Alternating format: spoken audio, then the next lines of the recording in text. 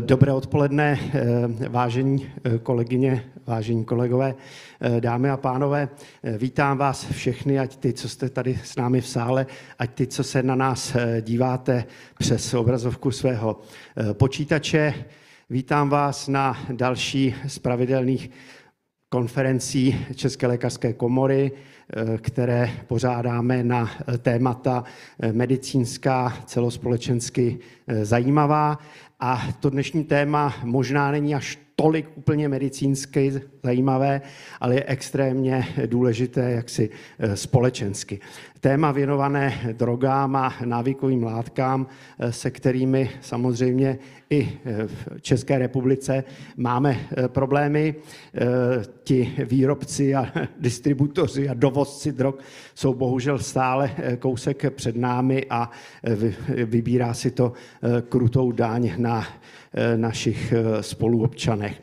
A vzhledem k tomu, že, jak jsem zmínil, jedná se o téma celospolečenské, tak mám tu čest přivítat a požádat o úvodní krátké vystoupení paní inženýrku Alexandru Udženia, náměstkyni primátora hlavního města Prahy, která má na starosti právě problematiku zdravotnictví. Takže jestli mohu, paní náměstkyně. Děkuji moc za pozvání, pane prezidente, dámy a pánové. Já hlavně děkuji za to, že pořádáte takovéto konference, setkání, povídání, ať už na odborné nebo méně odborné bázi. A jak jste správně řekl, pane prezidente, celospolečenská témata, že to není pouze o té zdravotní problematice, ale třeba z mého pohledu, protože jsem náměstkyně nejenom přes zdravotnictví v Praze, ale i sociální věcí, tak tady tohle se přesně dnešní téma se prolíná právě i s tou sociální problematikou, s tou sociální oblastí. Já jenom na úvod mohu říct, a přenechám slovo odborníkům, ale na úvod mohu říct, že tím, že mám i pod sebou záchrannou službu hlavního města Prahy, tak my na území hlavního města Prahy opravdu vnímáme nárůst výskytu právě těch takzvaných nových drog. Když se podívám, já jsem si schválně vytáhla výjezdy a počty výjezdů našich sanitních vozů, jak jdou nahoru právě a bavíme se pouze o teda intoxikaci, ne alkoholu, ale všech ostatních látek, to znamená diagnózy od F11 po F19, tak když například řeknu, že v roce 2022 to bylo 1072 výjezdů za celý rok, a do konce září tohoto roku už jich je 1638, tak tam vidíme opravdu velký nárůst a jenom za minulý rok to bylo něco bezmála 2000 výjezdů, takže si myslím, že tohle bohužel v tomto roce 2025 bude překonané. Dokonce záchranná služba hlavního města Prahy musela přistoupit i k novým bezpečnostním podmínkám, k novým metodickým pokynům právě pro svoje záchranáře a pro výjezdy, pokud se jednalo o vlastně záznam toho, že by mohlo jít o nějakou tu krystalickou látku, říkám to správně, pane prezidente, a muselo se opravdu přistoupit k novým bezpečnostním opatřením pro posádky, například celotělové ochranné obleky, ale také i určité masky částicovými filtry a tak dále. A samozřejmě i nově od května tohoto roku 2025, každé inspektorské vozidlo, které jede k nějakému takovému výjezdu, tak musí mít takzvané antidotum vždycky připraveno ve svém vozidle a právě je to proti účinkům opioidů. A to jsou všechno novinky, vlastně, kterým se my musíme přizpůsobovat i té situaci, o které se tady dneska budeme bavit. Často, když jsem se ptala našich záchranářů, v čem je i ten největší problém, v čem vzniká ten největší problém, tak je to opravdu často, že ty látky, které jsou nové a možná někdy i 10krát silnější než fentanyl, tak jsou vlastně, se objevují v těch směsích. To znamená, ten člověk, ten potom, kam jedeme na zásah, často vůbec nevědomky bere něco mnohem silnějšího, než si myslí. To je taky jeden z problémů a proto je strašně důležité, aby jsme se o tom bavili, aby se veřejnost o těchto věcech informovala, protože já jsem vždycky ten člověk, který na první prvním místě razí prevenci. A když se o něčem hovoří otevřeně ve společnosti, tak i to je forma prevence a proto vám velmi děkuji za dnešní pozvání a za celkově tento seminář, konferenci, kterou pořádáte. Děkuji. Děkuji za úvodní slova. My jako Česká lékařská komora samozřejmě se budeme této problematice věnovat a i na jiných tématech bychom rádi s Prahou spolupracovali, protože, jak jsme si dnes řekli s paní náměstkyní, pražské zdravotnictví to nejsou jenom fakultní nemocnice. Tak a já jestli můžu poprosit podle tedy itineráře pan Martin Dust. Dobrý den. Tak já vás tady vítám u mojí přednášky o nových drogách. Tím to vlastně otevřeme, vysvětlíme si, co to teda nové drogy jsou a následně kolegové na mě navážou s nějakými následnými tématy. Předtím se vám představím já. Já vlastně pracuji jako garant informační sekce Project Substance, což je v dnešní době největší nezisková organizace poskytující online prevence v Česku ohledně drog. Zasáhneme každý den desítky tisíc lidí, především mladých lidí, což je ta nejvíc riziková skupina. Operujeme prostě na Instagramu a dalších sociálních sítích, kde vlastně zasahujeme do naši cílovou skupinu. Kromě toho pracuje jako fenomenolog pro Mindstate Design Labs, kde vlastně zkoumáme, jaký subjektivní efekty mají které látky a které receptory vyvolávají v mozku tyhle subjektivní efekty. A děláme to, protože pak následně chceme vyvíjet nový léčiva pro využití psychoterapie a taky pracuji jako garant externí sekce pro Českou psychologickou společnost. Tam z toho tématu se dotýkám z více různých směrů. A tak občas nějaký umění, který tam v těch prezentacích je, protože jenom omezený počet ilustračních obrázků, který jde dávat do tématu, kde všechno vypadá jako jeden stejný bílý krystalický prášek. Tak, vlastně jedna z těch komplikací, a ono jich je víc kolem z toho tématu, tak je, že to je obrovský terminologický zmatení. Prostě těch názvů kolem těch nových drog tak je obrovské množství a většina z nich není moc dobře definovaná, není tak úplně jasný, čím se od sebe lišej. Tady jsou některé uvedený a já budu primárně používat ten název RC nebo RC, což je to, co se nejvíc používá v té komunitě. A taky proto teda, že to má hezkou krátkou zkratku, která se do té prezentace dobře vejde. V podstatě všechny ty názvy znamenají skoro to samé, jsou tam občas některé skupiny používají některé trošku jinak, ale ty rozdíly mezi tím nejsou zas tak velký. A jde nám v podstatě o to, že to jsou nějaké nové látky, které nově vstupují na trh, to analogy látek, co už existují typicky. A mají vlastně 3 hlavní druhy svého původu.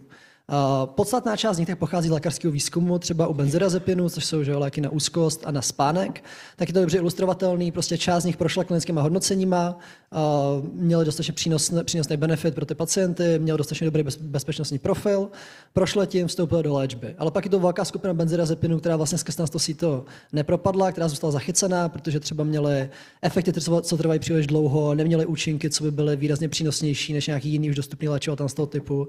Nebo měl třeba nějaký výrazně jako nebezpečný bezpečnostní profil a ty se v medicíně nepoužívají, nebo se třeba někteří z nich se už vyřadili, když se historicky používali, ale v dnešní době vstupují na trh jako znovu vlastně objevený, jak ty nové psychotropní látky. U některých jiných tříd vlastně drog tak to může být podobně.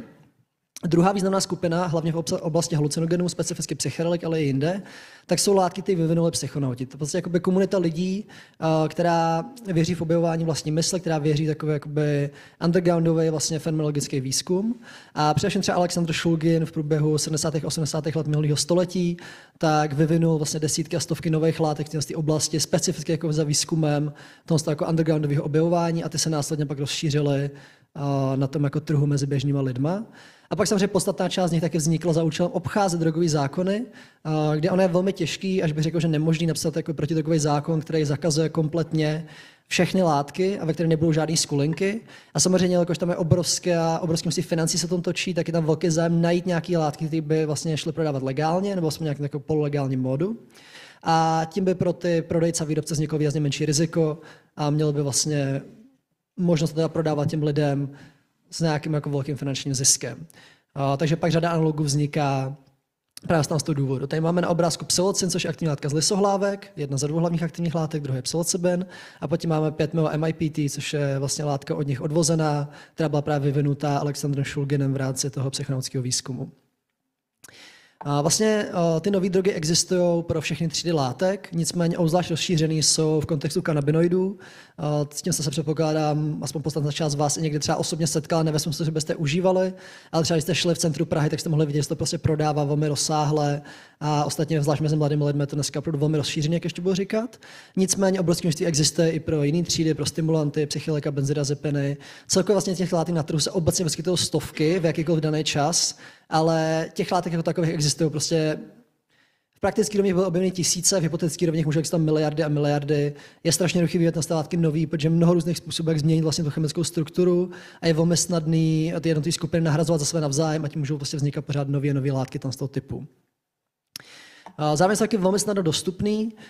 U části z nich tak si jde objednat přes internet, dokonce u části z nich tak je to možné udělat vlastně legálně, protože nejsou na seznamu zakázaných látek ani na seznamu zařazených látek, o kterém ještě budu mluvit. S tím, že, nebo jako zcela legálně možná moc silný slovo, je to v šedé zóně, prostě nemá to žádnou jako regulaci, proto by měly prodávaný, ale není nelegální takovou látku do Česka dovízt a není nelegální tady s ní jak pak následně nakládat. A když už to prodává uvnitř Česka jako typicky v takovém jako módu toho sběratelského předmětu, kde vlastně stát se jako vytváří tak trochu, že neví, že to je droga, protože nemá moc jinou zákonnou možnost, takže vlastně všichni jako zúčastnění vědí, že to samozřejmě není sběratelský předmět, to je určený pro nějaké osobní užívání. A nicméně v dnešní době, zvlášť v kontextu kanabinoidů, tak se řada z nich jako prodává právě třeba v kamenných obchodech, zvlášť jako v tom vyloženě turistickém centru, taky množství jakých shopů, co mají na sobě a třeba nápis Real Cannabis a prodává se tam něco úplně jiného než reálný cannabis, prodává se tam typicky nějaký palice trávy, které jsou vlastně napuštěny těma syntetickými kanabinoidama, případně se tam prodávají třeba nějaký vapy a různý podobný jako alternativní způsoby, jak ty látky podávat, které vlastně nezahrnují tu kanabisovou rostlinu samotnou. Je to možné si koupit, ale i mimo vlastně shopy jakoby určený pro ty účely, dá se to třeba koupit ve večerkách, nebo u mě na rohu, kde já bydlím prostě v bloku, taky večerka teda prodává řadu různých syntetických kanabinoidů pochybného původu. A obecně je to vlastně v Česku velmi rozšířený. Podle ESPADu, což je evropská studie, vlastně jakoby prevalence užívání různých věcí, mimo jiný mezi studentama, tak se ukazuje, že celoživotní prevalence je něco jako 43% v Česku pro nové psychotropní látky. Oni teda používají takovou poměrně jakoby nejasný způsob, jak se na to ptát, takže možná ta skutečná prevalence je o něco nižší. Vlastně to jakoby spadnou i věci, které jsme se tam třeba nepočítali. A roční prevalence je jako 34%. Teď můžeme vědět, že to je vlastně hodně blízko u sebe, což znamená, že to nejspíš jako vzrůstající trend. Zároveň se může stát se to bude ještě zhoršovat, pokud se ten problém nepodaří vyřešit, zvlášť právě v kontextu těch syntetických kanabinoidů. Když se podíváme na data pro dospělí, tom jste pro studenty věku 15 a 16 let, tak uvidíme, že tam ta prevalence je kolem 1% zhruba podle oficiálních údajů od vlády, což je velmi velký rozdíl a je to pravděpodobně proto, že ty látky jsou prostě jako na trhu k dispozici poměrně nově a tím pádem mladší lidi, kteří jsou víc v kontaktu s současnou drogovou kulturou, tak mají větší schopnost se k ní vůbec dostat a větší tendenci užívat. Zatímco ty starší uživatelé tak spíš užívají nějaké už zavedené látky. Často se říká, že ty nové psychotropní látky jsou nějaký unikátní nebezpečí, ale problém není ani tak v tom, že by oni měli nebezpečí, ty by žádné látky neměli. Oni prostě zasahují celý to spektrum bezpečnosti až jako nebezpečnosti, který já nevím, začíná někde třeba u kofeinu a končí někde u fentanylu, tak kdekoliv vlastně na té škále mezi nima, tak se vyskytují nějaký RCčka a nedá se jakoby obecně říct o tom, že by ty nové psychotropní látky byly víc nebezpečné nebo méně nebezpečné než jakýkoliv jiný drogy. Ten problém je, že kolem nich je velká absence informací. Zatímco vlastně třeba o kanabisu, nebo o heroinu, nebo metamfetaminu, tak máme poměrně dobrou představu o tom, jak rizikový je užít pro nějakého člověka, jak rizikový je užít dlouhodobě, tak u těch látek oni často nevíme prakticky nic. Jsou to buď látky, které nikdo nikde vědecky nezkoumal, anebo látky, které prošly jako velmi kusým vědeckým výzkumem, ani třeba neprošly všema klinickými hodnoceními, takže vlastně toho o nich moc neví.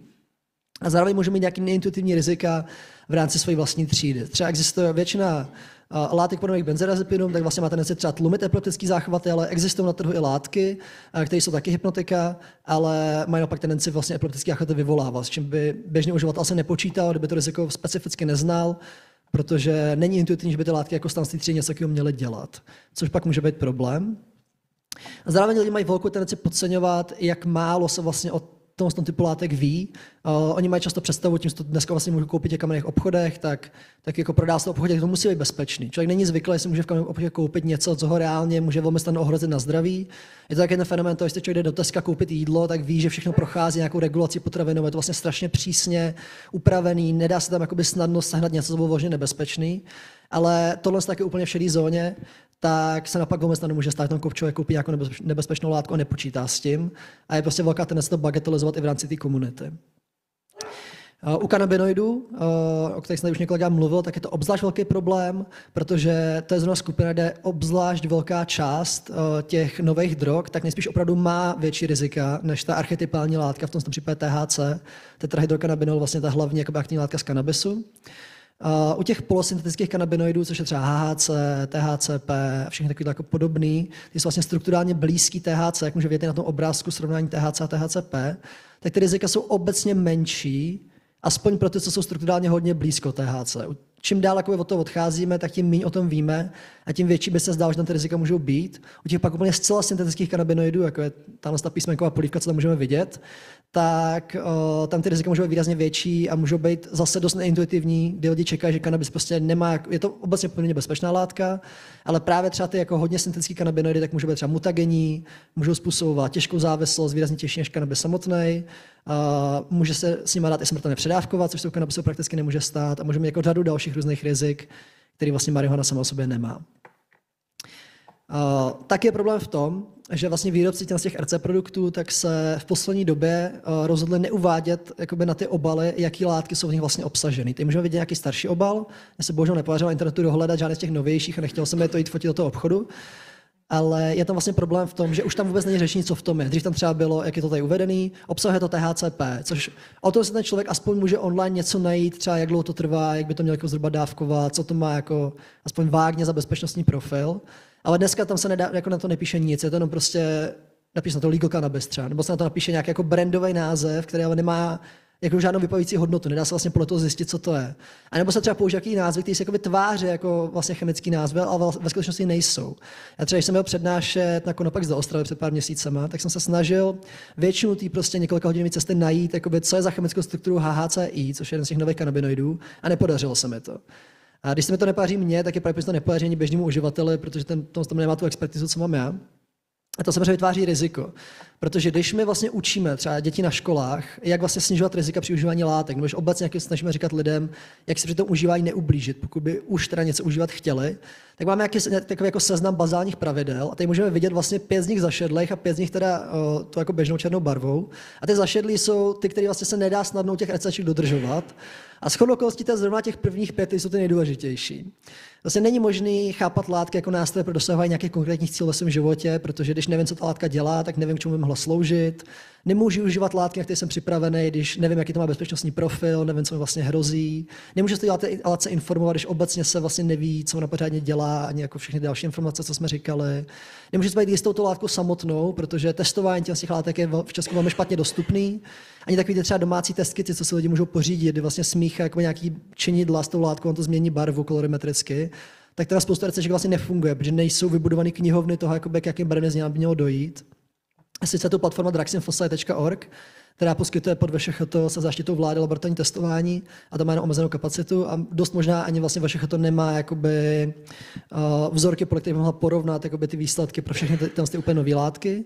A samozřejmě není možné ani se být snadno jisté dávkou, on se to člověk sice jako naváží třeba doma, ale když neví, jak to má správně dávkovat, tak mu to vlastně moc nepomůže.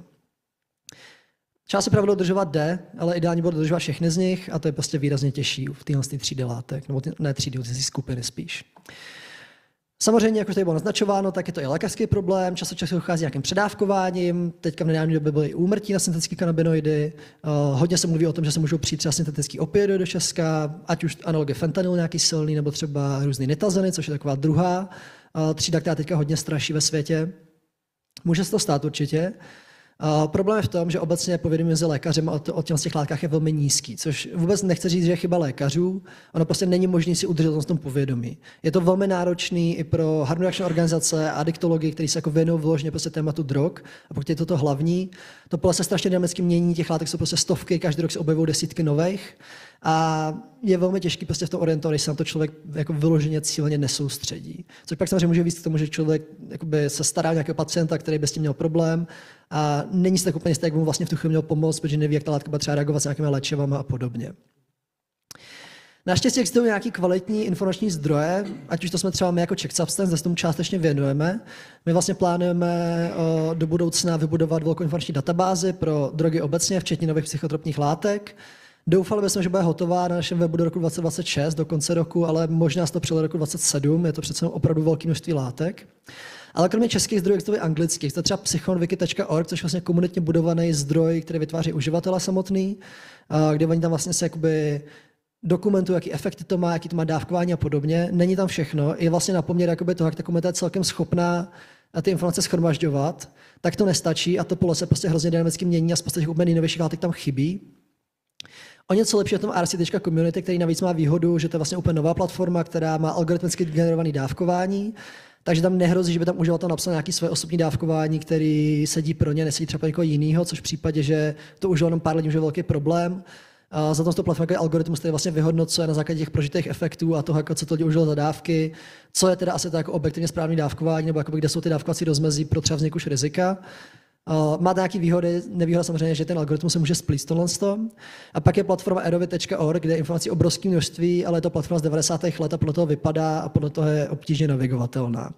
Takže vlastně žádný jako úplně ucelený zdroj informací, který by v sobě měl všechno a zároveň byl snadno použitelný, bohužel neexistuje v dnešní době a zvlášť neexistuje v češtině. Každopádně ale možná to nejlepší, co vlastně se dá v této situaci udělat, tak se nám ozvat. Czech Substance má v sobě hodně lidí, kteří se na tohle poměrně jako netypicky hodně specializují na tohle téma, protože je to populární mezi mladými lidma a my primárně cílíme na mladí lidi. A je možné se ozvat i mě osobně, na konci tam na mě bude kontakt, jak e-mailový, tak telefonický. A jsem víceméně pořád dostupný, protože jsem pořád online, jako mnoho lidí z mojí generace. A rád jsem poskytnu jako zadarmo prostě konzultace v případě potřeby, protože vlastně právě ty nové psychoaktivní látky jsou jedna z mých jako specializací a můžu vám to jako v tom směru hodně usnadnit. A teď ještě na závěr bych chtěl vlastně říct teda, co s tím. Já bych vám tady hrozně rád dal jako nějaký čistě lékařský řešení tam z toho problému, no bohužel neexistuje. Ten problém je politický a to, že jsou ty látky rozšířené, prostě důsledek naší nefunkční prohibiční politiky. Ty současné dílčí úspěchy v boji proti ECčkům jsou do velké míry iluzorní. Teďka byly podstatné změny třeba v modu v Nizozemsku, kde se velká část těch látek zakázala, respektive bude zakazovat. Nicméně ani to nejspíš nebude stačit, protože obcházet ty drogový zákon je poměrně jednoduchý. Každý člověk se vlastně vyzná jakoby v chemii, jako mozkových receptorů, chemii těch drog, tak dokáže navrhnout okamžitě z hlavy jako tisíce nových látek. Je to strašně jednoduchý udělat prostě, stačí jenom vyměnit pár nějakých jako funkčních skupin na té látce a stačí to. A je prostě zjevný, že není žádná míra zákazu, která byla slučitelná s liberální demokracií a zároveň mohla víc k tomu, že by se drogy úplně vyplemenilo z lidské společnosti. To se prostě nepodařilo ani v Severní Koreji, ani v Číně, ani nikde jinde, na to jsou jako tvrdé diktatury. Takže se budeme muset nějak vypořádat s tím, že drogy, včetně nových drog v naší společnosti asi jakoby dál existovat budou. A to, co jsme asi podle mě názoru měli udělat, taky nějakým způsobem zpřístupnit co nejbezpečnější látky v těch hlavních třídách lidem, aby se to užívání svedlo směrem k nim a nebylo směřovány ty víc nebezpečné nové analogy. Což třeba ten nový zákon o psychologických látkách, který teďka bude snad už v dohledné době vstupovat ve finální podobě v platnost, který zasáhne třeba kratom a možná do budoucna nějaké analogy kanabisu třeba a možná nějaké další látky, tak je to vlastně velký krok vpřed, kde se v nás bude učit mnoho jiných států na světě pravděpodobně. A velký krok vpřed, jak je ta částečná legalizace kanabisu, která teda bohužel není dostatečná oproti tomu původnímu návrhu, který byl hodně evidence-based, tak nakonec se uzákonila alternativa, kde je pouze samopěstování, není tam omezená míra volného trhu a není tam omezená míra konopných klubů. Takže to nejspíš nevytlačí úplně černý trh a asi to nevytlačí ani ty syntetické kanabinoidy úplně, ale určitě by to mělo aspoň trochu pomoct v té situace. A pak tu máme taky nový vlastně mod nebo nový nástroj, co můžeme používat, což jsou takzvané zařazené látky, to je vlastně sekundární seznam k těm existujícím seznamům návykových látek, což to jsou taky ty jako basic seznamy, kde jsou vlastně vypsané jednotlivé látky a podmínky toho, jakoby, jak ony a případně nějakých analogy jsou zakazované v Česku, který vlastně není tam možný nakládat, dovážet a podobně. A tenhle seznam je vlastně určený pro větší flexibilitu, kdy na něj bude daleko jednodušší rychle zařazovat látky, které vlastně Evropský monitorovací středisko zjistí, nebo Český monitorovací středisko zjistí, že se vyskytlo prostě na evropském českém trhu. Následně bude rychle hozit na ten seznam a pak bude dvouletý proces ideálně toho, kdy se ta rozhodne, jestli se posunou na psychomulační látky a budou v nějakém omezeném modu legální, anebo se posunou na ten seznam některé z těch seznamů návykových látek a budou ten natrvalo nelegální. To je důležité, protože to umožní na ty látky reagovat výrazně rychleji a nebudou tolik zůstat v šedé zóně, ale asi ani to ten jakoby problém tak úplně nevyřeší, protože bohužel to hodnocení rizik pro ty látky je extrémně nákladný a je dost možné, že to nebude dost peněz. Ale nechci jako zbytečně malovat čerta na zeď, uvidíme, jak to bude do budoucna fungovat. A to je za mě všechno, to je na mě kontakt. A bylo mi řečeno, že to budou jako prostor na dotazy potom a prostor na dotazy teďka krátce je po každý z těch dílčích prezentací, takže pokud někdo máte nějaký dotaz, tak na něj rád zodpovím.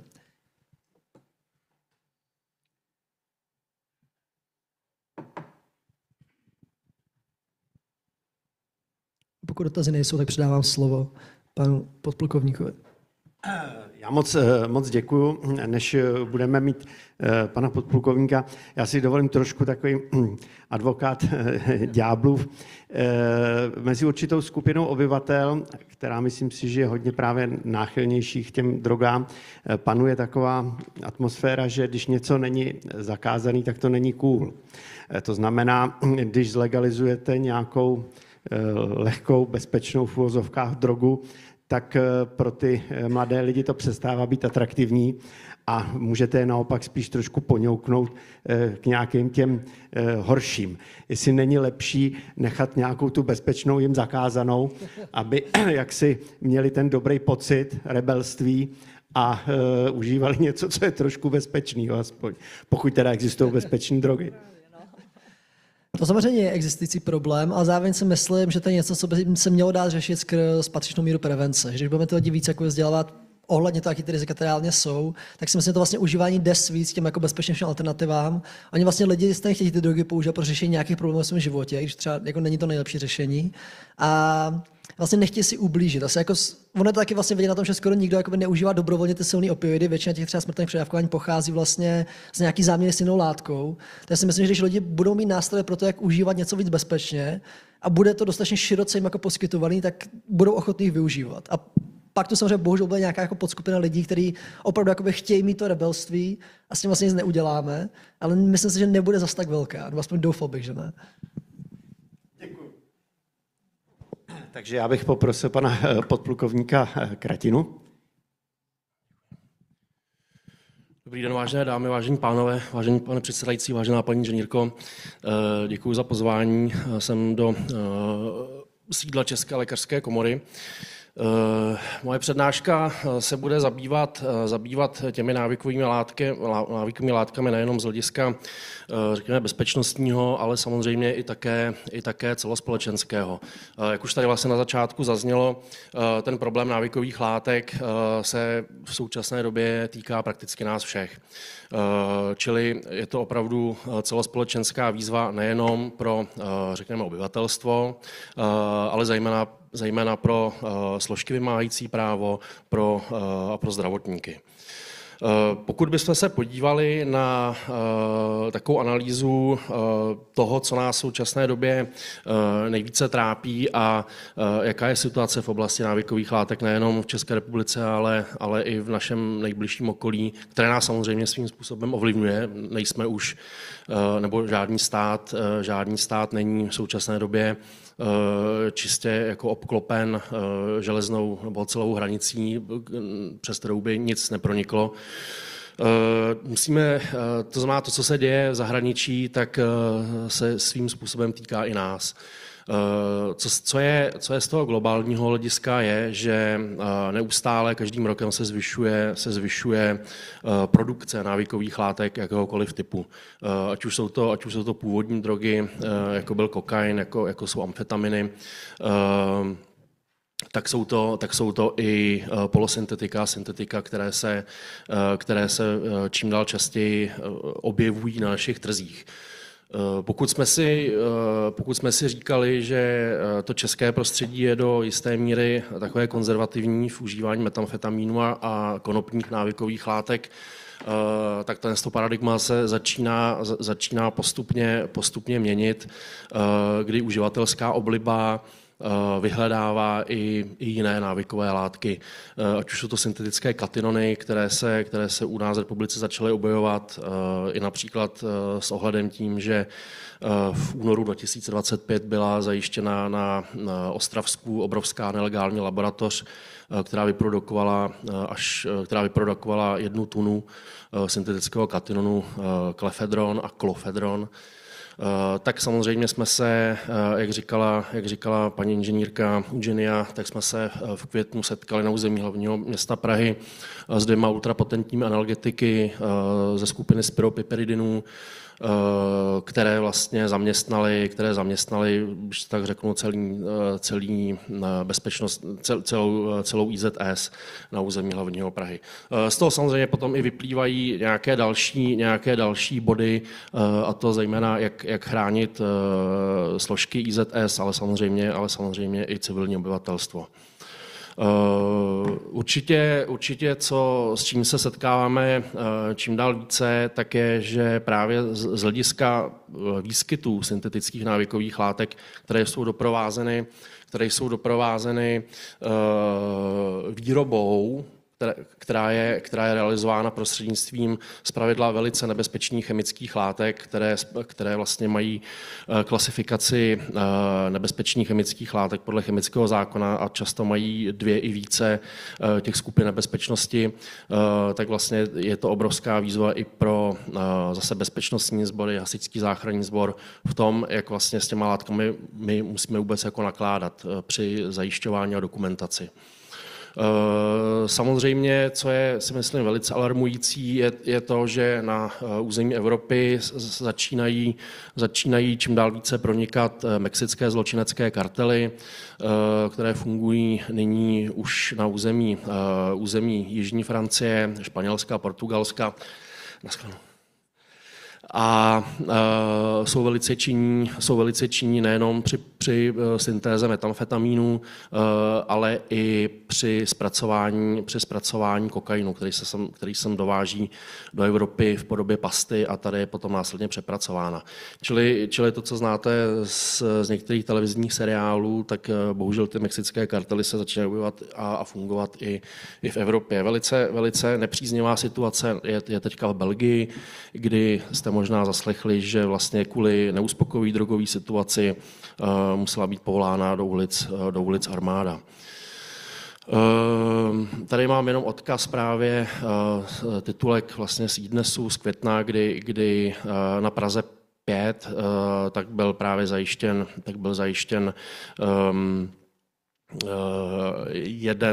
jeden ze spiropiperidinů a vlastně tady vidíte, že policista, který ho vidíte v té kombinéze, tak vlastně už musel být vybaven i ochrannou maskou, tak aby mohl vůbec vlastně v tom prostředí bez rizika fungovat.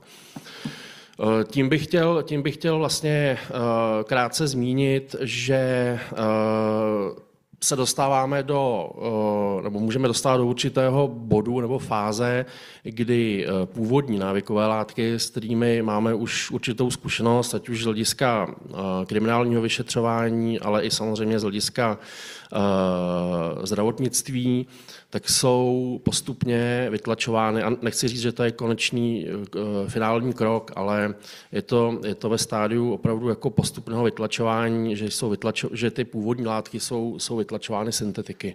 No, ať už je to heroin, který je vytlačován ultrapotentními opioidy.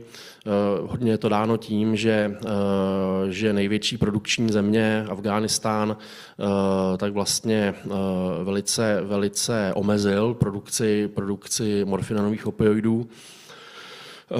Ale samozřejmě marihuanu, kterou jsme znali, tak je čím dál více vytlačována polosyntetickými kanabinoidy, různými modifikacemi hexahydrokanabinolu a dalších látek. Hodněkrát tady už právě zazněl termín nové psychoaktivní substance. Ano, nové psychoaktivní substance vnímáme jako závažnou hrozbu z hlediska nebo pro obyvatelstvo. Nové psychoaktivní substance, které vlastně můžete rozumět, že jsou to návykové látky, které byly chemicky modifikovány z nějakého základního původu, ať už z existujících návykových látek, nebo byly čistě vytvořeny synteticky od základu. Tak když se podíváte, od roku 2005 bylo na území Evropy identifikováno více jak 900 zcela nových návykových látek, z čehož Česká republika jich má na svém seznamu v současné době zařazeno okolo 600. Jde o to, jak už tady říkal můj předřečník, to hlavní riziko u těch nových psychoaktivních substancí spočívá v tom, že vlastně nejsou za prvý známy jejich farmakologické profily, to je asi to nejdůležitější. Velice těžko se dá odhadovat jejich toxicita a zpravidla se vyznačují značnou nebo silnější afinitou ke svým klíčovým receptorům. Také tady zazněla problematika míchání návykových látek, ano, to potvrzuju, to je obrovský problém. Nejenom z hlediska potom třeba forenzního dokazování, ale zejména taky z hlediska poskytnutí první pomoci nebo obecně lékařské pomoci. Je to dáno tím, že vlastně máte mix návykových látek, které často farmakologicky působí i proti sobě.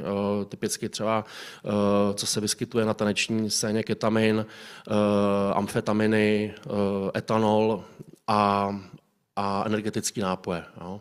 Přeloženo Red Bull, vodka a do toho návykové látky. No. Čili vlastně poskytnout potom nějakou adekvátní první pomoc takto intoxikovanému člověku si myslím, že je pro zdravotníky docela jeho hříšek. A pochopitelně, jak říkám, z toho forenzního dokazování je potom i dost obtížné nejenom identifikovat, co bylo nalito v lahvi nebo sklenici, z který ten člověk vypil, ale samozřejmě potom získávat metabolity z organismu tak, aby to mělo nějakou vypovídající hodnotu potom při případném trestním řízení. Pro nás samozřejmě teďka je obrovský zásadní takový problém, zejména bych řekl na území hlavního města Prahy, a to je masivní výskyt polosyntetických kanabinoidů, ale i syntetických kanabinoidů. Jenom za měsíc září a říjen na území České republiky došlo k intoxikaci okolo 200 dětí, čili osob mladších 18 let, které se intoxikovaly syntetickým kanabinoidem MDMB pinaka, což je látka, která by měla být obsažena v tom, co vidíte na obrázku. Samozřejmě dále je to obrovský problém v užívání takzvaných edibles, což jsou vlastně nechci říct potraviny, protože nesplňují vůbec jako zákonnou normu potravin, ale prostě věci, co můžete zkonzumovat, abych to řekl zjednodušeně. Ať už jsou to různé medvídky nebo lízátka, ale spíše začne riziko, pokud máte balení například medvídků, no, které jsou napuštěné například hexahydrokanabinolem nebo jeho modifikacemi, tak vy vlastně nejste schopni říct si, kolik v tom jednom medvídku je ty účinné látky. No, můžete mít v jednom medvídku můžete mít třeba 0 mg a v dalším můžete mít 10 mg. No, čili vlastně vy nevíte jako konzument, co vlastně sníte. Jo? Je to přesně, jak to bylo ve Forestu Gumpovi. Nikdy nevíte, co si z té bomboniere vezmete. A čili tohle to vnímáme z hlediska bezpečnosti obyvatel, tak tohle to vnímáme jako zásadní takovou hrozbu. Jak tady říkal pan kolega přede mnou, ano, pokud se podíváte na hromadu produktů, který prodávají takzvaný legal cannabis, tak tam vlastně nevíte, co tam je. No. A nejenom, že to neví ten uživatel, ale oni to pak vlastně neví ani lékaři. No. Takže kdyby tam aspoň měl třeba vodítko, aha, tak bylo tam třeba MDMB, pinaka, tak můžeme zkusit takovou a takovou pomoc. No. Což vlastně se jaksi nevyskytuje. A samozřejmě informace, které jsou tam poskytnuty, pokud už jsou poskytnuty, tak jsou často zavádějící.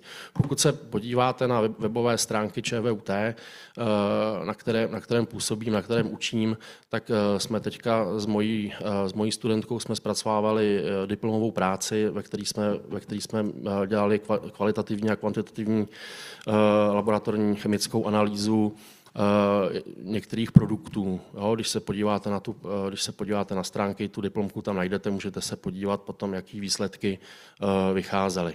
Tak, jenom krátce bych upozornil, že podle mého názoru, ale samozřejmě se mnou nemusíte souhlasit, by jedním z řešením by byla aktivace generického systému, který by pod sebe sdružoval jednotlivé skupiny, aspoň těch nejvíce frekventovaných návykových látek. Čili máme problém s kanabinoidy, pojďme udělat generickou skupinu kanabinoidů nebo katinonů, pod které budou automaticky podřazovány ty látky, pokud se objeví. Jo, v současné době Česká republika má takzvaný taxativní systém, ve kterém jsou látky zařazovány jednotlivě, což ten proces je často velice dlouhý. Jo, a obávám se, že nemáme moc jako času na to čekat, než dojde na zařazení, protože mezi tím dochází ke zbytečným intoxikacím, který bychom dokázali i omezit. Velice zajímavá informace teďka pochází od mezinárodní organizace International Narcotic Control Board, která vlastně už identifikuje a přiznává cannabidiol, CBD, jako chemický prekurzor pro výrobu polosyntetických kanabinoidů. Uvidíme, co se s ním bude dál potom dít. Tak, domnívám se, že na závěr úplně, co bych řekl, tady z toho závěru shrnutí, co jsem nějak neakcentoval, je, že se domnívám, že bychom potřebovali kvalitní přehlednou primární protidrogovou prevenci, čili která bude zaměřená na nejenom podle věků, tak aby ti adresáti byli schopni pochopit, co jim říkáme, ale i podle profesních skupin. Jo. Víme třeba, máme informace často, že třeba řidiči dálkových vozidel užívají amfetaminy, jo, čili aby vydrželi, že jo, tu jízdu. Jo, čili zaměřit třeba na ně takovouhle. Víme, že třeba učitelé základních, středních, vysokých škol, jak mají třeba rozpoznávat nestandardní chování u dětí, jak vlastně jim potom pomoci, ale i samozřejmě, když oni sami jsou vystaveni nějakému jako tlaku a užívání návykových látek, může se u nich objevit. Čili domnívám se, že taky nám tady trošku jako chybí a samozřejmě a za to jsem strašně rád, že dochází k propojování takhle tady vlastně různých sektorů, segmentů, protože nemůžeme prostě zůstávat jednotlivý ty složky odděleně. Je potřeba, aby jsme ten problém pochopili, což už to víme, a teďka potřebujeme spolupracovat, aby jsme byli schopní a hlavně, aby jsme dokázali efektivně vlastně tomu obyvatelstvu před tím problémem pomoci, tak aby jsme měli zdravou populaci. Já vám děkuji za pozornost a samozřejmě pokud budou dotazy, tak jsem zde k dispozici. Děkuji. Tak děkujeme, pane plukovníku. Určitě nějaké dotazy budou. Předpokládám, že na závěr každý si něco rozmyslí. A já bych nyní předal slovo paní doktorce Ničové, která je celkovým garantem, to je dnešní konference. Takže paní doktorko, prosím. Tak dobré odpoledne i ode mě. Děkuji za uvedení. Já jsem tedy Aneta Ničová, pracuji jako lékařka na klinice infekčních nemocí a cestovní medicíny v Motole. A my se tedy, jelikož jsme historicky, naše klinika nebo naše oddělení byly centrum pro intravenózní narkomany, tak se jim stále i do dnešního dne věnujeme a trošku si něco teda povíme teďka od toho, co jsme teď slyšeli o různých písmenkách a nových názvech, tak se teď vrátíme k těm drogám starým a trošku si řekneme, co tížilo právě třeba nás v tom Motole.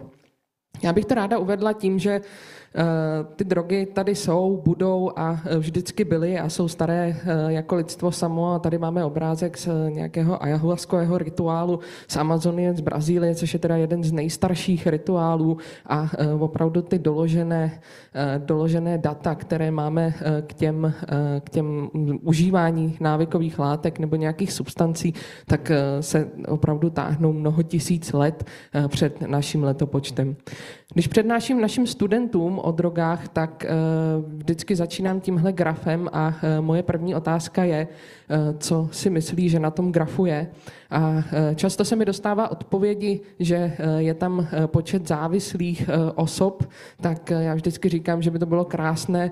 Bohužel tenhle graf nám ukazuje počet osob předávkovaných v letech 1999 až 2023 a já to vždycky srovnávám s ještě další krizí ve zdravotnictví, obzvlášť tedy v tom americkém zdravotnictví, což bylo teda krize HIV AIDS, která vrcholila v roce 1995 a můžete se podívat, že to číslo těch zemřelých oproti těm zemřelým na předávkováním je více než poloviční, teda méně než poloviční.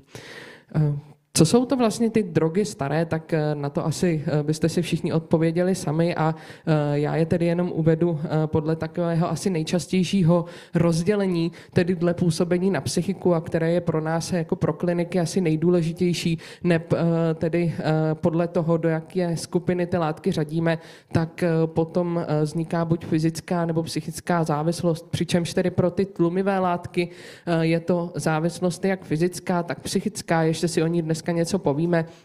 Zatímco pro ty stimulancia, tam je to tedy závislost jenom psychická, no a halucinogenní látky bereme obecně jako látky, na které závislost nevzniká. Tahle tabulka vypadá vlastně docela jednoduše, nicméně my víme, že zas tak jednoduché to není a když už bych se měla tedy zabývat těmi látkami, které tedy známe a které patří mezi ty drogy staré a nezabírala se tím, co už říkali dneska moji předřečníci, tak i tak se dostaneme v mnoha skupinách teda na pomezí jednotlivých skupin. Do těch tlumivých látek, z toho, co dneska budeme hlavně probírat, tak jsou teda, nebo patří tedy opiáty, patří tam alkohol, patří tam benzodiazepiny a další sedativa a tlumivé látky, patří tam například rozpouštědla. Z těch stimulancí tak naprostý prim v České republice, a to jistě všichni víte, hraje i v dnešní době tedy metamfetamin nebo pervitin, patří tam kokain, patří tam speed, patří tam například MDMA, známá tedy také jako extáze. Do halucinogenů potom z nejznámějších asi LSD a psilocybin, který teda je obsažený v lysohlávkách. A marihuana, kterou ale teda řadíme mezi jednak tlumivé, jednak halucinogeny. Co se týče tedy těch opiátů a opioidů, což jsou tedy syntetičtěji vyrobené opiáty, tak tam mezi ty účinné látky zmíním asi ty pro nás nejdůležitější, ať už je to tedy diacetylmorfin neboli heroin a bohužel v dnešní době tedy i právě ten fentanyl, metadon, buprenorfin, což jsou tedy mnohem potentnější látky, což můžeme vidět tedy na tom grafu dole, kde vidíme vlastně sílu nebo porovnání síly těch látek oproti perorálnímu morfinu a jako poslední tedy vidíte právě ten fentanyl a my ho tady máme ukázaný ještě na takovém hezkém obrázku, kde vlastně vidíme letální dávky těch jednotlivých látek, kde u heroinu jsou to tedy nějakých 5 až 10 mg, zatímco u toho fentanylu, kde teda jsou to opravdu jenom 2 mg. No a látka, která se nám bohužel dostává a byla již zmíněna právě na trh, tak je karfentanyl a tam můžete vidět, že je to opravdu jenom minimální zrníčko v té lahvičce a tam je to 0,02 mg a je to teda extrémně potentní opioid, který je až 10 000krát silnější oproti morfinu. Ten karfentanyl vlastně v humánní medicíně nemá využití a používá se k uspávání velkých zvířat, například slonů před transportem, což tedy z něj dělá právě ten extrémně potentní opioid a my jsme si mysleli, nebo ještě v roce 2023 to nebyl zas tak velký problém, ale a vlastně u předávkovaných v USA, kde byl teda zjištěn, nebo kde se dělala analýza tím, čím teda se intoxikovali, tak byl zachycen právě ten karfentanyl jenom ve 29 případech, ale v loňském roce vlastně ve stejném době sledovaného období to již bylo ve 238 případech, čímž pádem za jeden rok v USA byl nárůst asi o 880%, což jsou extrémní čísla právě u těch předávkovaných, kteří tedy byli předávkovány látkou, která obsahovala právě i karfentanyl. Jak už bylo zmíněné, další potentní látkou jsou právě třeba ty nitazeny, které se nám dostávají tedy i na český trh. Problémem dalším, který tedy vídáme i u našich pacientů, tak je to, jak se jednotlivé látky aplikují, a tak víme, že zrovna u opiátů ta možnost podávání je prakticky jakákoliv. No a my, když používáme třeba substituční terapii, která je tedy nejčastěji v České republice pomocí buprenorfinu, které jsou tablety určené k sublinguálnímu použití, tak my víme, že naši pacienti běžně tyto léky rozmíchávají v nějaké akvě, v nějakém fyziologickém roztoku a aplikují si je intravenózně. Stejně tak, stejná data mají i v této studii z roku 2015, kde si můžete všimnout, že například u fentanylu pouze asi 15% uživatelů, kterým byl ten fentanyl nějakým způsobem předepsán, ať už v podobě náplastí, tak pouze 15% užívá teda tuto látku tak, jak jim bylo předepsáno, což je teda dalším důvodem, který vede k tomu, že se ty látky zneužívají a že vzniká čím dál větší závislost. Ty účinky těch opiátů tak jsou od tlumení bolesti přes teda zpomalení vnímání, nějaké klidnější prožívání a útlum tedy centrální nervové soustavy až po myózu, zácpu, hypotenzi, bradykardii a všechny tyto, nebo tato různorodost těch příznaků je tedy spojená s tím, kde všude se opiátové receptory v těle nachází. No a když bychom se zaměřili jenom na mozek, tak vlastně nejdůležitější centra tedy pro ty opiáty, které souvisí i se vznikem tedy jednak té psychické, ale i fyzické závislosti, tak jsou mozkový kmen a limbický systém a prefrontální kortex, kde tedy v tom prefrontálním kortexu vlastně na základě té aktivace dochází tedy k útlumu kortikální aktivity, nějaké ospalosti, snížení těch kognitivních funkcí. Ten limbický systém, ten je zase zodpovědný za to, že ta droga nám poskytuje nějakou odměnu, že máme chuť dát si ji znovu a tak dále. No a mozkový kmen, tak tam je to tedy hlavně o útlumu nějakého dechového centra, proto také předávkování opiáty většinou právě končí tím, že ten člověk přestane dýchat, případně nějakou aspirací. Tedy další věci jsou útlum retikulární formace. Myóza je způsobená aktivací Edinger-Westphalova jádra, parasympatickou stimulací. No a proč nám pacienti po podání opiátů zvrací, tak je to z důvodu toho, že se teda stimuluje centrum v area postrema v prodloužené míše. Co se týče terapie předávkování nebo terapie substituční, tak jako akutní terapii teda používáme naloxon a jako substituční terapii v České republice dostupný buď Subutex nebo Subuxon, což je právě buprenorfin, nebo Subutex je buprenorfin, Suboxon je buprenorfin v kombinaci s naloxonem a metadon je metadon. No a co se týče toho naloxonu, tak je to vlastně látka, která je schopná vyvazovat opiáty nebo opioidy z tedy opiátových receptorů v mozku a vlastně ten jejich účinek je při IV podání do 1 minuty a co vlastně způsobilo obrovský boom právě teď v Americe, tak na co se můžeme podívat a co je konečně aspoň trošku pozitivní oproti tomu, co jsem na začátku ukazovala, tak vlastně v roce 2023, konkrétně v srpnu, tak můžete vidět, že od té chvíle došlo k celkem výraznému poklesu právě těch předávkovaných osob a je to díky tomu, že právě v srpnu 2023 přišel na trh, nebo přišel vlastně na ten americký trh Narcan, což je tedy spray intranazální s obsahem naloxonu a v dnešní době, když pojedete do Ameriky, tak na ulicích běžně potkáte takové ty automaty, kde vlastně je volně dostupný právě ten Narcan nebo ten naloxonový sprej, který lze tedy použít u předávkování opiáty. Je tam krásně vysvětleno, jak to předávkování opiáty vypadá. Můžete tam vidět právě myózu, můžete tam vidět vlastně nějaké změny vědomí. Je tam popsáno, jak se ten sprej používá, a u toho intranazálního podání tam ten účinek vlastně nastupuje do nějakých 3 minut a je to opravdu něco, co je schopné tomu uživateli zachránit život v případě teda té intoxikace. Co se týče tedy abstinenčních příznaků u uživatelů opiátů, tak vychází tedy z toho, že ta závislost je jak psychická, tak fyzická. No a ty fyzické příznaky odvykacího stavu, tak ty nám převládají vlastně především na začátku tedy toho odvykacího stavu.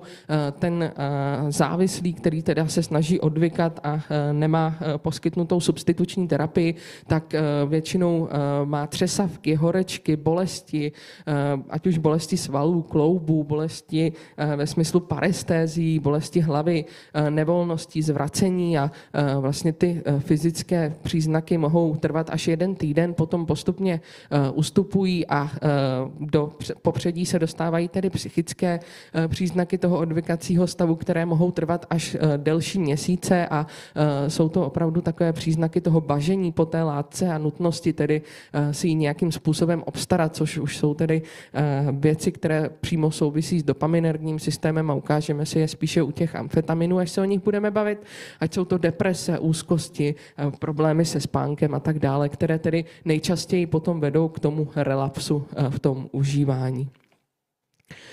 Od opiátů se teda přesouváme k těm stimulancím, kde tedy, jak už jsem říkala, naprostý prim v České republice stále hraje tedy metamfetamin, pervitin, minimálně tedy u těch intravenózních uživatelů a ty aplikace zase jsou tedy mnohé, ať už intravenózní, šňupání, perorálně, inhalačně. Pro nás tedy jako pro infektology samozřejmě ty intravenózní uživatelé jsou ti nejčastější naši zákazníci. Co se týče účinků, tak ať už teda můžeme se podívat na název těch látek, tak z toho plyne, že je to nějaké potlačení pocitu té únavy, pocitu hladu, navození pocitu svěžesti, hyperaktivita, podrážděnost, stres, nějaká ztráta sebekontroly. Všechno to vychází z toho, kde vlastně jsou ta centra pro dopaminergní, noradrenergní a serotoninový systém aktivována a hlavní centra jsou tedy limbický systém a prefrontální kortex, které nám tedy, nebo v tom prefrontálním kortexu tam je nějaké centrum tedy pro naše rozhodování a sebekontrolu, které s pokračujícím užíváním té látky zeslabuje. Máme tam i nějaké centrum motivace, proč tu drogu užívat, no a ten limbický systém, tam je teda naše hlavní centrum odměny, které vyvolává pocit slasti a tam teda je ten, nebo donucleus accumbens je teda to místo, kam se vylévá ten dopamin, který nám dělá to velké štěstí po požití té drogy. Zároveň v tom limbickém systému tedy máme také emoční a paměťové vazby na ty drogy. Vlastně, když tu drogu užijeme, tak zvýší teda uvolňování dopaminu do toho nucleus accumbens, to už jsem říkala, vyvolává to tedy ty příjemné pocity euforie. No ale opakované užívání té drogy tak zeslabuje vlastně přirozenou produkci toho dopaminu a proto také ti pacienti, když k nám přicházejí, kteří jsou tedy závislí na těch stimulancích, tak jsou většinou úplně kachektičtí s nezájmem o cokoliv jiného, protože vlastně ten mozek postupně ztrácí citlivost na ty běžné odměny a zároveň se tedy snižuje i tolerance na tu, nebo snižuje odpověď na tu drogu samotnou a rozvíjí se tedy tolerance, čímž pádem potřeba zvyšovat tu dávku. Co teda ty jednotlivé systémy u té psychické závislosti dělají, tak teda přitom, když se oslabuje ten prefrontální kortex, tak teda oslabení kontroly nad chováním a impulzy, zároveň ten prefrontální kortex je závislý za to bažení a za ty relapsy, motivace k tomu schánět tu drogu, tak to je jasné. V tom limbickém systému ty vlastně emoční vazby na tu drogu, tak jsou silná touha po té droze, když třeba vidí jehlu, nebo když když jsou na místech, kde užívali.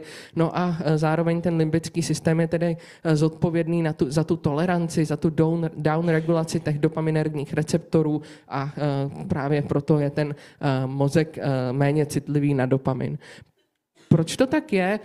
Když se podíváme na to, jaký je nárůst dopaminu po jednotlivých věcech, které nám třeba dělají v životě radost, tak když třeba scrollujeme na sociálních sítích, tak ten nárůst je o nějakých 50 až 100%. Když si dáme dobré jídlo, 100 až 150%, tam velký vliv má hlad a chuť. Pohlavní styk může zvýšit ten vlastně dopamin až o 400%, no a užívání pervitinu až o 1500%. Jo, to znamená, že vlastně, a tady máme znova metamfetamin na té fialové nebo čáře v tom grafu, kde vidíte, že opravdu ten nárůst oproti těm běžným činnostem je naprosto enormní. Bohužel stejně tak, jako je velký nárůst, tak jsou pak velké propady a velké propady i ve smyslu toho, jak moc nebo jak málo nám stačí k tomu, aby jsme teda, nebo jak moc potřebujeme stimulovat ten mozek, aby nám stačily ty běžné denní aktivity. Akutní terapie, často používané tedy benzodiazepiny na uklidnění těch pacientů, ale pozor, hrozí rychlý přesmyk té závislosti a jinak se tedy používá symptomatická terapie z abstinenčních příznaků, potom nervozita, neklid, apatie, chybí tam ty fyzické příznaky té závislosti. No a proč nám tedy jako infektologům vadí ty drogy staré, tak tím jsme se zabývali právě v té naší motolské kohortě a my jsme tedy měli na začátku 800 pacientů, ze kterých jsme udělali tedy kohortu 597. Vyřazení byli ti, kteří užívali alkohol, vyřazení byli ti, kteří neužívali nitrožilně a vyřazení byli ti, kteří neměli infekční diagnózu. V té kohortě bylo tedy 376 mužů, 221 žen, medián při přijetí byl 32 let. Když se podíváme na procentuální zastoupení diagnóz, tak úplně nejčastější kolem nějakých 32% tvořily teda virové hepatitidy, ať A, B nebo C, kde teda C bylo zastoupeno nejčastěji a bude to něco, k čemu se ještě vrátím, tak infekce kůže a měkkých tkání, tak infekční endokarditidy. My jsme to porovnávali s jedinou dostupnou podobnou studií, která je z Kanady a na těch infekčních endokarditidách tam jsme se docela shodli jsme se i na těch infekcích měkkých tkání, ale je vidět, že v Kanadě vlastně hepatitidy již nehospitalizují tak jako u nás, takže tam vlastně to zastoupení těch virových hepatitid bylo prakticky nulové. U těch virových hepatitid já bych se ráda zastavila. Tady máme mapu světa s prevalencí hepatitidy C, tedy mezi uživateli nebo mezi intravenózními uživateli drog a můžete si všimnout, že tedy v jednotlivých regionech jsou ta čísla různá. V Africe to číslo pravděpodobně nebude tak nízké, spíš to bude nedostatkem tedy získaných dat. Celosvětová prevalence je kolem 50% a v té naší studii, kterou jsme tedy dělali, tak ta prevalence byla 76,5%, což je tedy enormní číslo a opravdu apeluji teda na zdravotníky, aby když pracují s IV narkomany, tak si dávali pozor a dodržovali teda doporučené postupy, jelikož ta prevalence nebo ta promořenost hepatitidou C u těch našich narkomanů je opravdu vysoká. Zajímavý údaj nebo zajímavá data nám vyšly také z toho, když jsme porovnávali věk vlastně získání hepatitidy B a hepatitidy C, kde tedy vyšlo jasně najevo, že pro zisk té hepatitidy C jsou ty injekční narkomani naprosto ideální skupinou a v podstatě akvirují ten virus velice rychle po té, co započnou tu svoji drogovou kariéru, zatímco u té hepatitidy B tam ten přenos opravdu trvá delší roky a ten přenos je tam tedy spíše jinými cestami než teda tou intravenózní. Co se týče tedy užívaných substancí, tak na prvním místě hrál, a jak už jsem dneska mnohokrát zmínila, nebo byl rozhodně pervitin a v celém tom zastoupení jako pervitin jako jednu z užívaných drog uvedlo tedy 80% uživatelů, jako jedinou drogu 39 a celkově tedy v té naší kohortě jich bylo 480 závislých na pervitinu. Z opiátů byl nejvíce zastoupen heroin, heroin a buprenorfin a pro nás naštěstí tedy za to sledované období do roku 2023 jsme narazili pouze na 3 uživatele fentanylu. Tato čísla se markantně liší od toho, jak to vypadá v USA, jak to vypadá i v Evropě. Když se podíváme právě na data z USA, tak tam asi 80% teda tvoří uživatelé opiátů a stejně tak je tomu tedy i v Evropě, kde teda v té východní i západní kolem 80% tvoří tedy uživatelé opiátů. Proč jsme na tom tak, jak jsme? Tahle mapa je tedy z evropských, nebo je evropským datem vlastně toho, jak vypadá mapa varen pervitinu nebo metamfetaminu, chcete-li, v Evropě a můžete vidět, že ta naše země se tam tak krásně oranžový. Proč to tak je? Je to dané historicky, kdybychom se opět měli srovnávat s tou Amerikou, tak tam vlastně v 90. letech, a to je to, co byl vlastně problém, který zahájil opiátovou krizi, tak nastoupilo obrovské lobby farmaceutických firm a takzvaná preskripční epidemie, především tedy léku Oxycontin. No a v dnešní době tedy tam už probíhá fentanylová vlna, to znamená, dostávají se tam na trh nové látky, krom toho fentanylu ještě tedy ty nitazeny a například ten karfentanyl. No a v České republice v 70. letech tedy začalo takovéto domácí vaření z efedrinu, vznik tradice vůbec těch vařičů, po pádu režimu ještě rozmach, samozřejmě s rozmachem nějakých tedy organizovaných skupin, mnohem nižší cena než u těch opiátů, silná subkultura, no a dneska je to něco, co tedy přetrvává, jak už bylo zmíněno, problém, kterého se bavíme, tak je tedy problém kombinace s těmi opiáty. Díky čemu tedy odoláváme vlastně té opiátové krizi v České republice, máme přísnou regulaci preskripce opiátů a obecně mezi lékaři panuje spíše takový restriktivní postoj k té preskripci. Máme výrazně oproti Americe omezený marketing farmaceutických firm, perfektně bych řekla rozvinutý harm reduction systém, o který se teda další organizace ještě starají, aby byl ještě lepší a lepší. No a ten náš lokální trh s těmi stimulanty, tak mezi sebe nepouští ty drogové dílery mezinárodní heroinové, fentanylové tak moc jako v ostatních zemích, jelikož tedy těch varen tady máme hodně, i když pan podklukovník už upozorňoval na to, že do Evropy se dostávají mexické kartely a tak dále, tak my si to tady pořád prostě na tom pervitinu držíme. Co se týče důvodu k ukončení hospitalizace u těch našich pacientů, tak nejčastěji teda to bylo naštěstí pro nás dokončení léčby, ale pořád kolem 12% teda pacientů ukončilo hospitalizaci na vlastní žádost, to znamená podepsáním negativního reverzu, a to je něco, na co se soustředí americká studie, která teďka tedy běží a soustředí se na to, jestli by pro tyto skupiny pacientů nebyly vhodné takzvané dlouhopůsobící glykopeptidy nebo teda dlouhopůsobící perorální antibiotika právě k léčbě například infekční endokarditidy. Ukazuje se to jako jedna z možností, protože častým důvodem ukončení té hospitalizace jsou nějaké sociální problémy těch pacientů, které tedy oni nedokází z toho nemocničního lůžka řešit.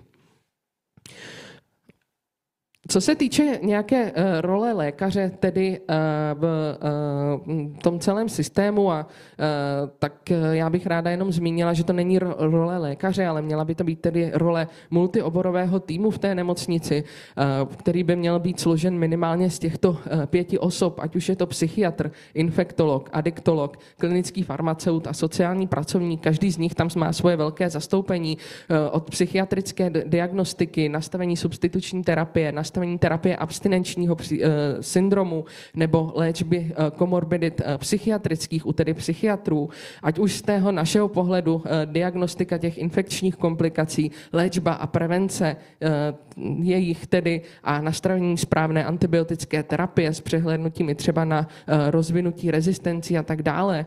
Z pohledu adiktologa diagnostika vůbec posouzení té závislosti, koordinace další péče o toho pacienta, harm reduction a tedy prevence, tak u klinického farmaceuta samozřejmě minimalizace lékových interakcí a nastavení léčby bolesti, které obzvlášť u uživatelů opiátů bývá často složité, tak u sociálního pracovníka právě pomoc s tím zajištěním základních existenčních potřeb, ať už jsou to bydlení, finance, shánění dokladů a tak dále.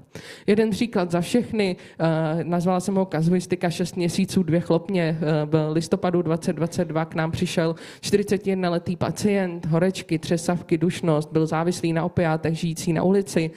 V květnu téhož roku prodělal infekční endokarditidu, tehdy odmítl operaci.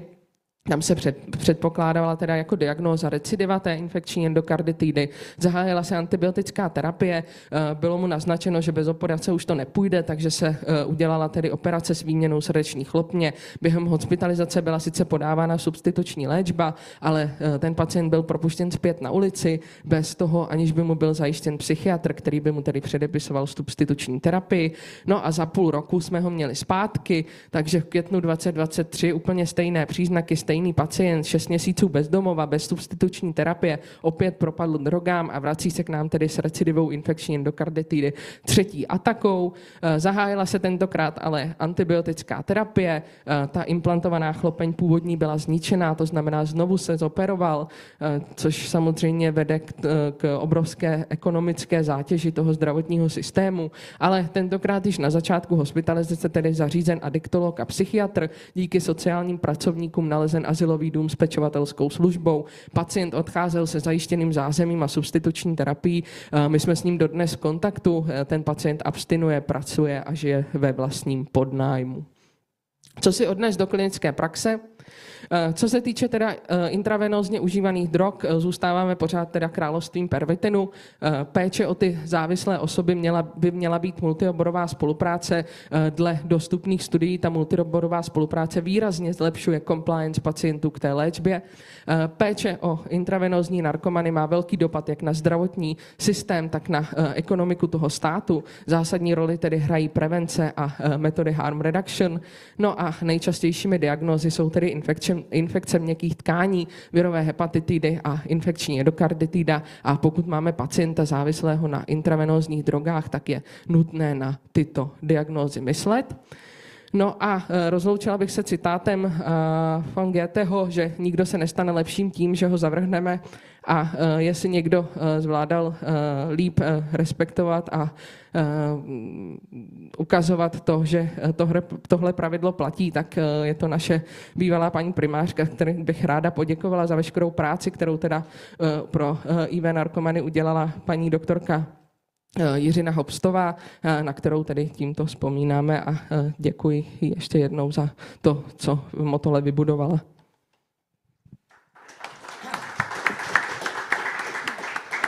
Paní doktorko, děkuji nejenom vám, i vašim kolegům, a otevírám diskuzi.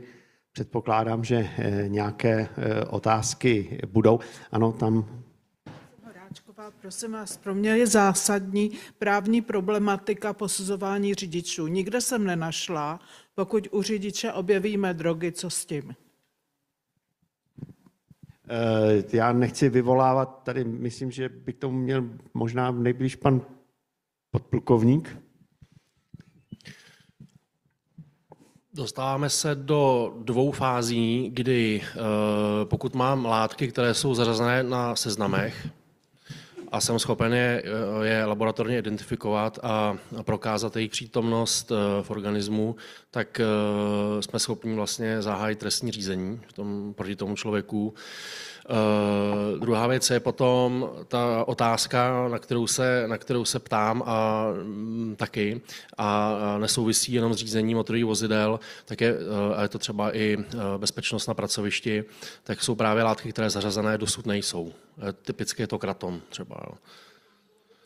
A bylo by to potřeba, my jsme už jako Národní protidrogová centrála jsme například kratom navrhovali na seznam zakázaných látek už 3krát.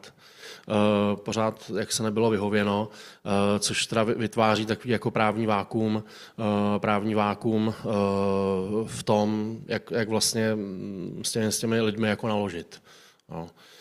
To já s váma souhlasím, protože ano, můžeme postupovat podle toho, že ten člověk je pod vlivem návykové látky, způsobí ohrožení ostatním účastníkům silničního provozu, ale ta látka, pod kterou je pod vlivem, tak není na seznamu. No, a když se podíváte vlastně přímo na definici návykové látky a i na definici vlastně paragrafu 274 trestního zákoníku, tak tam to vlastně spolu jako úzce souvisí. Takže tady v tomhle tom, i když jako jsme samozřejmě schopní ve spolupráci s toxikologem a soudním psychiatrem zpracovat posudek, který vlastně stanoví, jestli ten člověk byl ovlivněn tou látkou natolik, aniž by nebyl schopen to motorové vozidlo bezpečně řídit v provozu, tak pořád tady právě jako chybí ta stránka té návykové látky. Nedat mu řidičák, to tam naprosto chybí. To tam chybí, no. Můžu udělat test ze slin nebo z moči. Ano. Tam není procento. To je další věc, že zvlášť u z těch vlastně nově vznikajících syntetických látek, tak vlastně neexistují tabulkové hodnoty, u kterých bychom se dali opřít, zdali se jedná o ještě přestupkové jednání, nebo se jedná už o jednání, které by spadalo do trestně právního procesu. Takže já tady sama souhlasím, ale když se podíváme prostě na ten rapidní vývoj těch syntetik, ale i třeba těch rostlinných návykových látek, které se k nám dostávají a lidi jsou jimi intoxikováni, tak vlastně ano, je tohle jako právní problém. Souhlasím. A jak ho řešit? No, jedno z řešení je vlastně to, co jsem říkal, urychleně zařazovat ty látky na seznamy, aby jsme se s nimi dokázali vypořádat alespoň po téhle stránce. Jestliže nedám řidičák, pacient se odvolá, dá mě k soudu a ten soud vyhraje. To nevím, jako je to možný, ale jako, nevím, jestli vám tu otázku dokážu úplně správně odpovědět. Já vám říkám, jak je to teďka nastaveno, spíš se obávám, že je otázka pro jako zákonodárný sbor a jak rychle dochází k zařazování těch látek.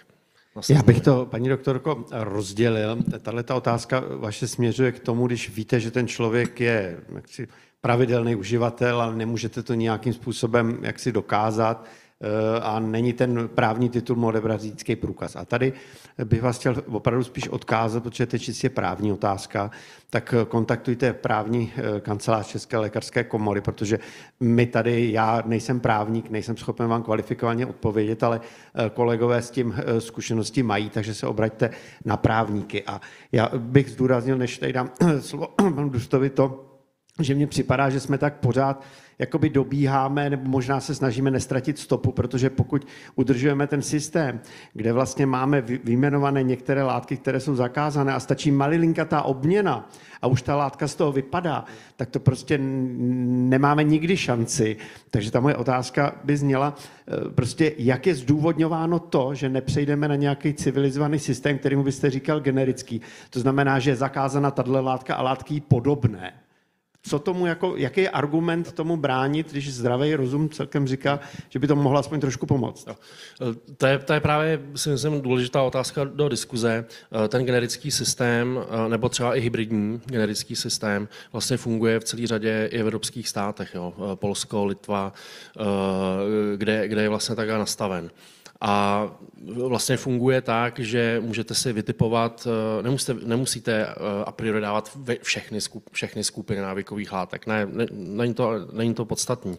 Ale vytipujete si ty látky, které vlastně v té dané zemi jsou nejvíce zneužívané, mají nějaký rapidní rozvoj a u nás třeba teďka syntetické katinony a kanabinoidy a tyhle skupiny zařadit automaticky, jakmile by se na trhu objevil nebo byl identifikován nějaká návyková látka z téhle skupiny, tak by se automaticky podřadil a věc by byla prakticky velice rychle vyřešená.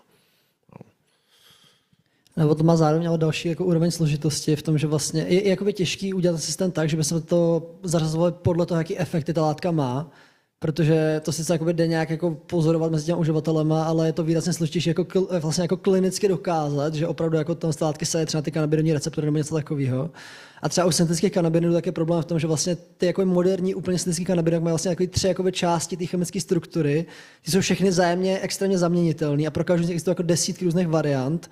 Takže jako kombinatoricky tam pak jich vlastně vznikne obrovské množství a není jakoby jednoduchý vymyslet teda jednu strukturu toho zakázat. Muselo by tam být vlastně jakoby zakázat jako několik různých strukturních motivů nebo víc než několik různých strukturních motivů. Ale ještě k té vaší otázce, tak já si myslím, že to do podstatné míry vlastně zlepší kvůli tomu seznamu zařazených látek, který umožňuje ty látky zařazovat výrazně rychleji.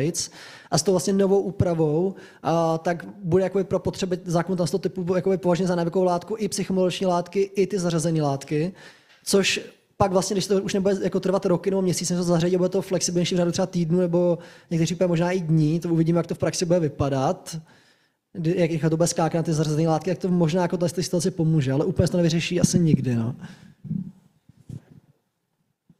Teďka ten proces zařazování nových látek vlastně podle toho našeho taxativního systému trvá asi půl roku. No. Ale jsme na tom ještě jako relativně dobře. Jsou státy, kde to trvá třeba 2-3 roky. No. Takže si právě myslím, že tohle to je ta věc, taková slabina, která nás jako celospolečensky bolí. A ta by se podle mého názoru měla jako urychleně řešit. No, ten systém zařazování.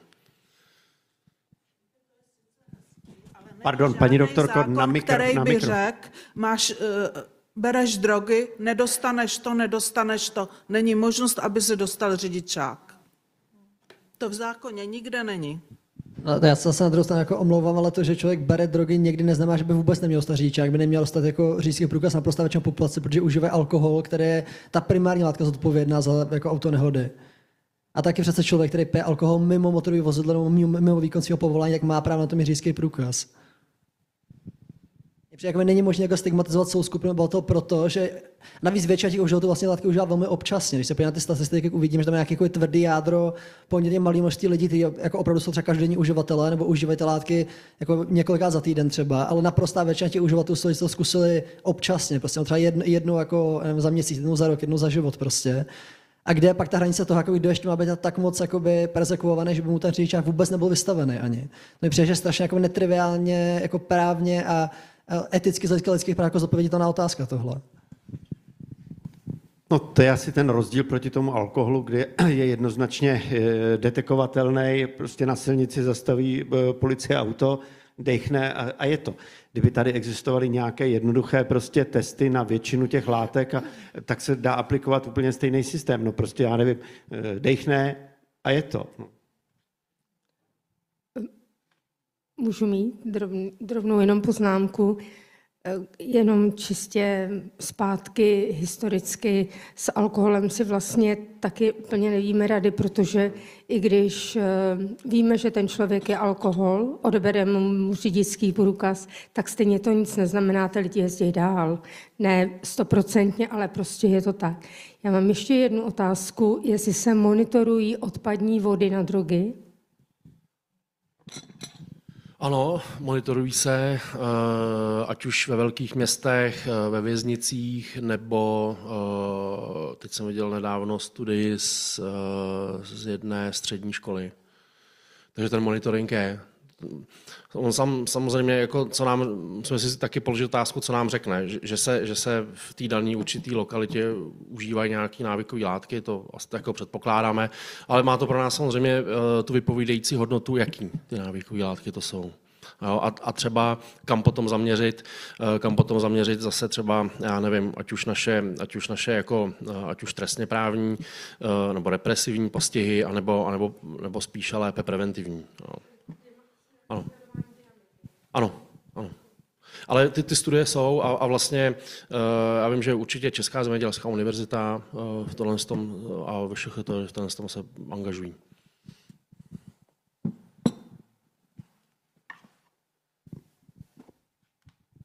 Takže žádný další dotaz nevidím, takže já poděkuji našim přednášejícím, paní doktorce Ničové, panu podplukovníku Kratinovi a panu Martinu Dustovi. A vás všechny bych chtěl pozvat za měsíc, kdy zase první úterý, tentokrát v prosinci, a tentokrát 2. tedy, takže 2. prosince od 15 hodin zde infekční hepatitidy. Víte, že o hepatitidě se mluví, ale ještě víc nám narůstá její výskyt v populaci, takže určitě nebude na škodu, když si o ní promluvíme ještě víc. Takže děkuji za váš čas, děkuji za pozornost a těším se zase za měsíc.